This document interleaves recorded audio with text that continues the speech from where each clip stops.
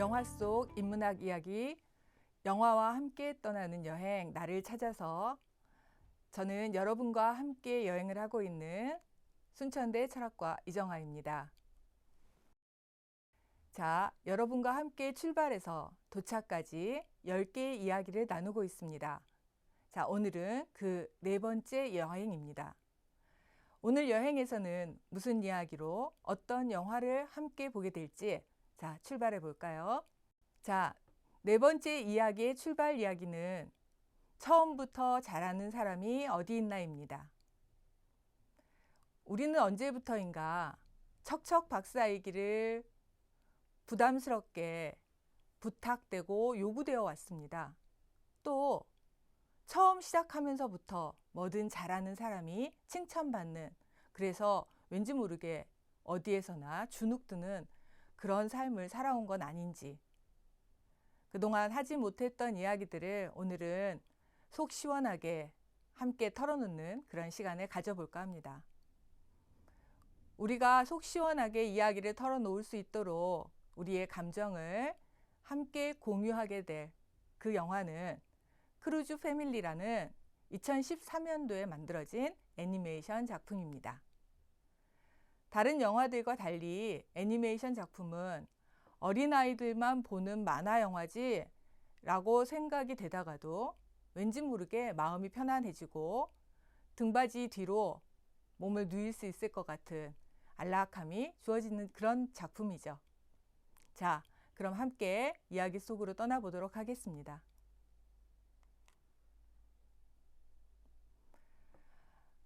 여러분들 혹시 어떤 예능 프로에서 눈을 감고 미로 속을 걸어서 음식을 먹는 작품, 그 장면을 본 적이 있으신가요?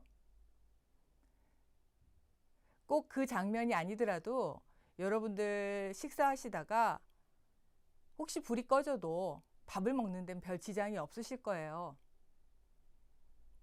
자, 그런데 가만히 생각해 보면 우리가 처음부터 그렇게 숟가락질을 잘했을까요? 여기 보시면 밥을 먹는 건지 아니면 전투적으로 음식을 입에다 넣기 위해서 열심히 최선을 다하고 있는 건지 알 수 없는 그런 모습이 보입니다. 자, 밑에 보시면 수학 공식이 하나 있는데요. 제가 한번 제 예를 들어서 계산을 한번 해봤어요. 자, 숟가락, 젓가락을 사용해서 우리가 음식을 먹는데 그 음식을 먹는 횟수를 훈련이라고 생각하고 한번 대략 어느 정도가 되면 숙련되는지 계산을 해봤습니다. 하루에 3끼를 먹는다고 생각하고 한 끼 식사에 대략 숟가락, 젓가락을 사용하는 횟수를 20번 정도로 계산해 봤습니다. 왜냐하면 반찬을 간소하게 먹을 수도 있고 혹은 빵이나 다른 대체식을 먹을 수도 있거든요. 그렇게 계산해 보니까 하루에 대략 20번씩 3번 정도 사용해서 60번 정도를 숟가락, 젓가락을 사용하는 훈련을 하고 있습니다. 자, 숟가락, 젓가락을 사용해서 음식을 깨끗하게 오른쪽 사진처럼 잘 차려진 상을 말끔히 먹게 되는 대략 10년, 즉 초등학교 3학년 정도가 되는 그런 정도의 나이가 필요합니다. 그러나 처음에 태어나서 이유식을 먹고 어린이집이나 유치원에 가기 전까지를 생각한다면 8년 정도를 우리가 훈련을 한다고 계산할 수가 있겠죠. 자, 이렇게 계산을 하니까 약 여기에 보시는 것처럼 60 곱하기 365일 그리고 8년을 계산하니까 이렇게 어마어마한 숫자가 나왔습니다. 이 숫자 여러분 어디서 많이 들어보셨죠? 언제서부턴가 우리 사회가 숫자에 민감한 사회가 되었는데요. 만시간의 법칙이라든지 뭐 성공하는데 뭐 무슨 비결 혹은 몇 가지의 원칙, 몇 가지 법칙 이런 것들이 많이 우리 귀에 들려왔었죠.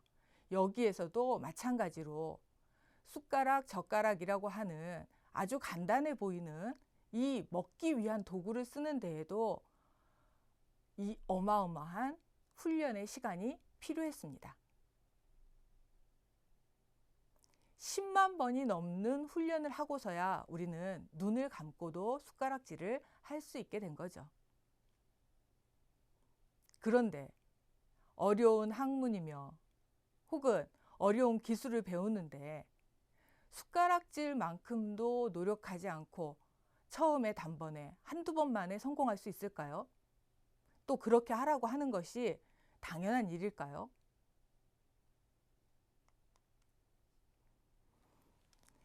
자, 처음부터 잘하지 못했던 이야기를 담고 있는 오늘의 영화는 크루즈 패밀리입니다. 커크드 미코와 크리스 샌더스라는 두 사람, 즉 여기 부부거든요. 이 두 감독이 만든 애니메이션 작품입니다. 혈거 생활, 즉 동굴 생활을 하는 원시 시대의 가족이에요. 이들은 원시 시대의 모든 위험과 재앙으로부터 피해서 살기 위해, 더 정확하게 말하자면 그 위험으로부터 피해 사는 방법은 동굴에 사는 것밖에 없다고 생각하는 아빠의 어마무시한 규칙 때문에 해가 지기 직전부터 해가 뜨기 때까지는 동굴에서 한 발자국도 나가지 않고 사는 가족들입니다. 그런데 어느 날 이 가족들에게 외부인인 가이가 나타납니다. 그리고 이 가이와 함께 어쩔 수 없이 새로운 삶의 터전을 찾아서 떠나는 모험의 이야기를 이 영화는 담고 있습니다. 안전을 지키려는 아빠와 호시탐탐 밝은 빛을 찾아서 떠나려는 딸의 갈등, 그리고 그 딸에게 나타난 멋진 소년 가이, 이들이 함께 펼치는 새로운 삶으로의 여정이 이 영화 크루즈 패밀리에서 담겨 있습니다. 자, 그러면 이 영화에서는 무엇을 우리에게 말하고 있을까요? 먼저 이 영화 속에 등장하는 가족들은 너무나도 개성이 넘칩니다. 먼저 아빠는 어마어마하게 힘이 세요. 어떤 괴물, 어떤 무서운 동물이 나타나도 가족들을 지킬 수 있습니다. 엄마는 아빠와는 조금 다르게 가족들을 지켜내는 따뜻한 성품을 가지고 있어요.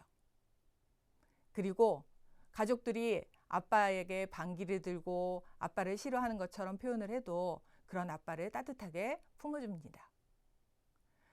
저 가운데에 지팡이를 든 노인이 보이시죠? 예, 저 노인은 말하자면 이 주인공 아빠의 장모, 즉 엄마의 어머니이십니다. 늘 장모와 이 아빠는 티격태격해요. 그리고 저 할머니는 틈만 나면 나 아직도 살아있네를 외칩니다. 할머니 뒤에 서 있는 덩치가 큰 아이는 아빠를 꼭 빼닮은 아들이에요. 조금은 어리석어 보이고 조금은 아둔해 보이는데 하지만 겁도 많고 소심하고 정이 많은 그런 아들입니다. 아빠의 어깨 위에 올라타 있는 이 딸은 모험심이 강하고 어쩌면 저 아들에게 갔어야 할 용기와 밖으로 나가려고 하는 의지가 담뿍 담겨 있는 그런 딸입니다. 동굴 안에서 조그마한 틈으로 들어오는 빛을 보고 호시탐탐 그 빛을 따라가려고 아빠의 규칙을 어기고 틈만 나면 밖으로 나갑니다. 이렇게 개성이 강한 가족들을 오로지 하나의 이유, 생존이라고 하는 오직 하나의 이유로 동굴 안에 가두어 두고 있습니다.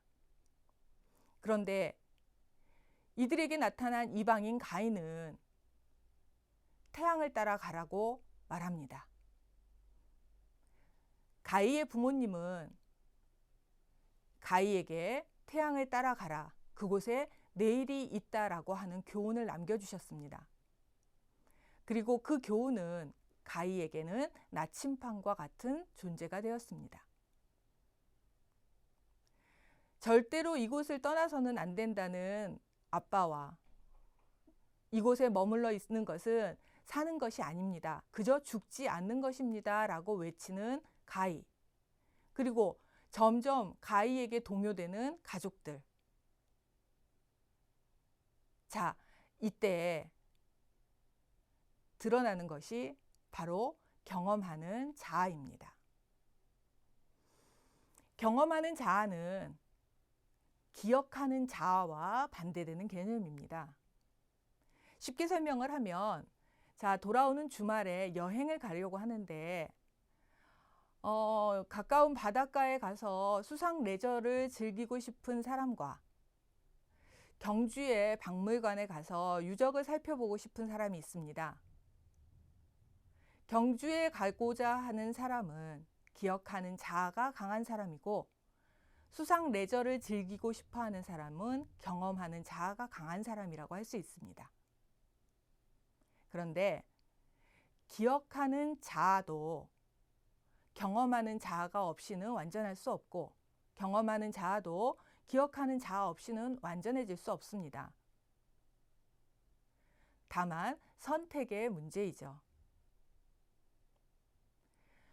원시시대의 불완전한 상황에서 이들이 살고 있던 동굴은 파괴가 되고 이들은 떠나야만 합니다. 더 이상 머물 수가 없어요. 이런 상황에서의 선택은, 자, 경험하는 자아와 기억하는 자아, 무엇을 해야 할까요? 이들이 맞닥뜨린 상황은 오늘날 우리가 살고 있는 상황과 크게 다르지 않을 수도 있습니다. 우리는 지금 무언가 변화해야 하고 무언가 선택해야만 하는 상황에 있습니다. 여러분은 경험하는 자아와 기억하는 자아, 지금 어느 쪽의 자아로 살아보시겠습니까?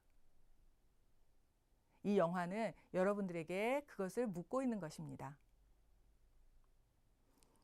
또 재미있는 포인트는 이 아빠가 힘이 센데 대신 머리로 생각하는 게 좀 약합니다.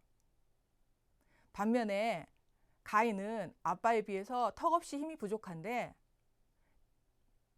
머리로 생각해서 무언가 꾀를 내는, 소위 말해서 아이디어를 만들어내는 탁월한 재주를 가지고 있습니다. 영화 후반부로 가면서 가족들과 떨어지게 된 아빠. 드디어 아빠가 쓸모없다고 생각했던 아이디어를 만들어내기 시작합니다. 즉, 지금까지 나의 것만을 고집하고 나의 것만이 옳다고 말하던 아빠가 가희의 것을 받아들이고 가희의 모습으로 조금씩 변해갑니다. 그렇다고 해서 아빠가 가희가 되는 것은 아닙니다. 다만 상황에 따라서 나에게 부족한 것을 타인에게서 배우고 또 타인의 모습에서 그것을 옮겨오는 것뿐입니다. 그렇다고 나의 본질이 변하는 건 아니니까요. 마지막 대사가 인상 깊습니다. 나는 몰랐는데 내가 고양이를 좋아하는 취향이더라고. 뭐 그런 비슷한 대사를 합니다. 즉, 나도 잘 모르고 있었는데, 즉 나의 속에 있는 나를 잘 알지 못했는데 나의 이야기를 하고 있습니다. 이들이 여행하면서 지금까지 이야기는 이러고 저러고 해서 결국 동굴을 떠나면 죽는 거야 라고 끝을 맺었던 아빠의 이야기가 다였던 거대 담론에서 각자 자신의 이야기를 털어놓는 미시 담론으로 변화해 갑니다. 이 또한 오늘날 우리들의 상황과 별반 다르지 않습니다. 여러분들은 어떠신가요? 지금까지 밖에서 여러 사람과 함께 있을 때는 잘 몰랐어요. 내가 이렇게 좋은 취미를 갖고 있는지. 지금까지 친구들과 저녁 시간을 보낼 때는 잘 몰랐어요. 집에서 혼자 지내는 이 시간이 이렇게 고요하고 좋은 것인지. 좀 외롭긴 하더라고요. 그런데 그 외로움도 조금 익숙해지니까 또 나쁘지 않더라고요. 이렇게 말하는 사람들이 조금씩 늘고 있어요. 이건 뭘까요? 내가 그동안 너무 나를 몰랐어요. 우리한테 그 기회가 주어진 거예요. 어쩌면 불행하다고, 어렵다고, 힘들다고 보여지는 것들의 뒤에는 낯설지만 새롭고 힘들지만 해볼 만한 그 무엇들이 있는 거죠. 다만 잊지 말아야 할 것은 처음부터 익숙할 수는 없고 처음부터 잘할 수는 없다는 진리입니다. 마지막으로 다른 것이 틀리다라는 지금까지의 생각을 바꾸면 조금 더 세상은 편해집니다. 피부 색깔이 다르기 때문에 그동안 우리는 틀리다고 생각을 했었습니다. 수없이 많은 인종 간의 갈등과 부족 간의 갈등들이 지금도 끊이지 않고 있는데 그 생각만 바꾼다면 우린 조금 더 편안하게 뉴스를 볼 수 있지 않을까 싶기도 합니다. 여러분 생각은 어떠신지요? 선택의 순간은 늘 편안하게, 안락하게 오지 않아요. 그래서 선택은 불가피하고 또 갑작스럽죠. 그런 순간에 여러분이 무엇을 선택하든 그것은 여러분의 자유이고 또 정답은 없습니다. 실수해도 괜찮습니다. 처음이니까요. 그 처음들이 모이다 보면 나중에는 여러분이 조금 더 익숙하게 또 조금 더 능숙하게 숟가락질 할 수 있는 그날이 올 테니까요. 크루즈 패밀리가 크루즈를 마치고 어느 곳에 닿았어요. 그러나 이 영화의 끝이 여기는 아닐 겁니다. 그들은 또 그곳에서 부딪히고 갈등하고 변화할 거예요. 왜? 시간이 흐르고 있고 아이들은 성장하고 있고 또 성장하는 그 몸 속에서 의식도 커갈 테니까요. 여러분들이 집안에 가만히 있고 아무것도 하지 않는 것처럼 느끼는 이 순간에도 여러분이 생각하고 있고 깨어 있고 눈을 뜨고 있다면 여러분의 시간은 흐르고 또 여러분은 성장하고 있을 테니까요. 여러분이 얼마나 컸는지 여러분의 안을 한번 들여다보면 좋을 것 같아요. 자, 오늘의 네 번째 여행 일기는 저는 이렇게 정리해 봅니다. 두려움의 포장을 뜯으면 설렘이 있다. 언젠가 어느 책에서 본 구절인데 하늘에서 인간에게 복을 내려줄 때는 복이라고 써서 주지 않는다고 하네요. 포장지에 힘들고 고생할 고라고 하는 글자를 써서 준답니다. 아이고 이게 뭐야? 고생이라네? 하고 뜯지도 않고 피해버리는 사람은 그래서 복을 받을 수가 없다고 합니다. 이게 뭐지? 혹은 그래 나한테 온 거니까 그리고 받아서 뜯어본 사람만이 그 복을 받을 수 있다고 하는 그 구절을 본 적이 있는데요. 설레임이라고 하는 것도 마찬가지인 것 같아요.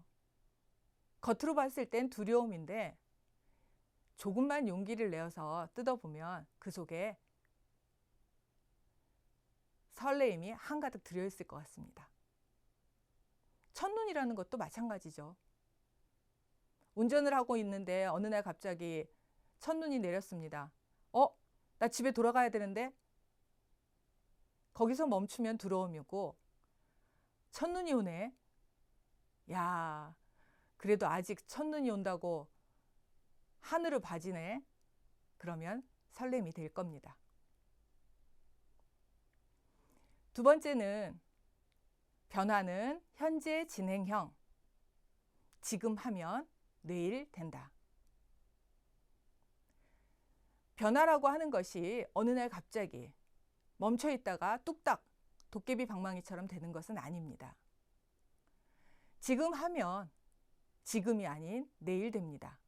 그 내일이 우리의 시간의 내일일지 아니면 우리가 모르는 그 시간의 내일일지 확신할 순 없지만 분명한 건 언젠가 그 내일에 됩니다. 진인사 대천명이라는 말도 있고 사필귀정이라는 말도 있습니다. 그저 나는 지금 내가 할 바를 다 할 뿐이고 하늘의 뜻을 기다린다고 했는데요. 정말 하늘의 뜻을 기다린다기보다는 결과는 그저 그 결과대로 두고 볼 뿐입니다.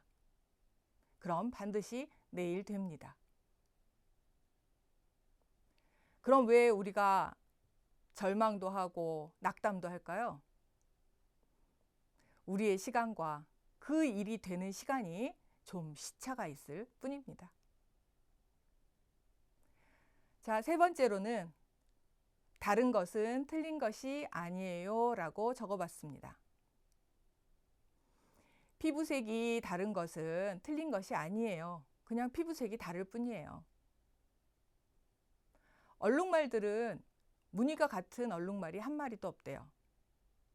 기린도 무늬가 같은 기린이 한 마리도 없대요.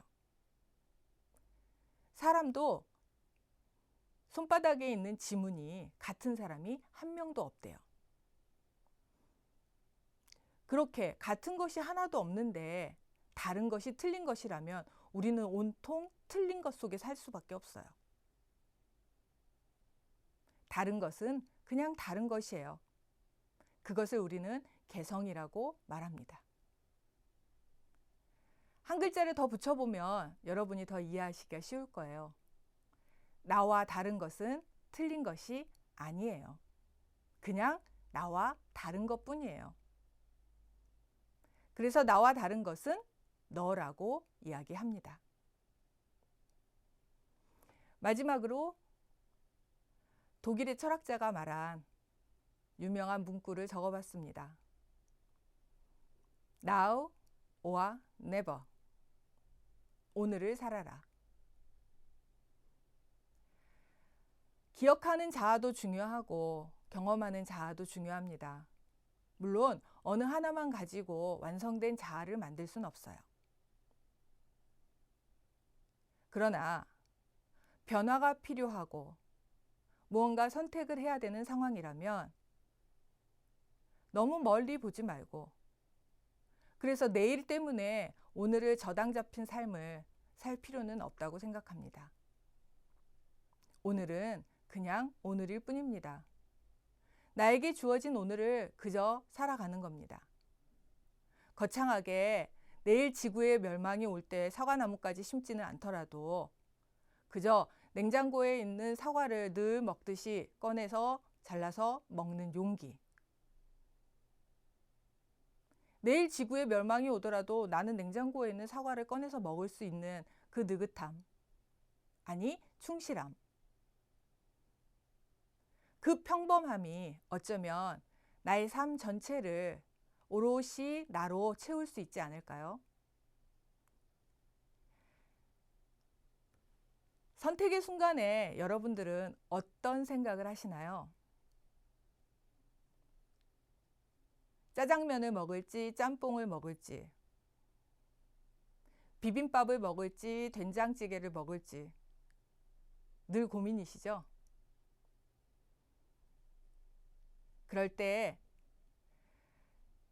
0대 100은 없습니다. 49대 51이 대체로 많죠. 오늘은 짜장면, 내일은 짬뽕. 오늘은 비빔밥, 내일은 된장찌개. 우리 인생에서 완전히, 완벽히는 거의 없습니다. 그저 오늘 내 마음이 시키는 대로 51을 선택하면 그러면 오늘은 만족할 수 있을 것 같습니다. 여러분의 네 번째 여행에서는 어떤 선택을 하셨을지 궁금합니다. 자, 그러면 다섯 번째 여행을 기약하면서 오늘은 여기까지 하겠습니다. 수고하셨습니다.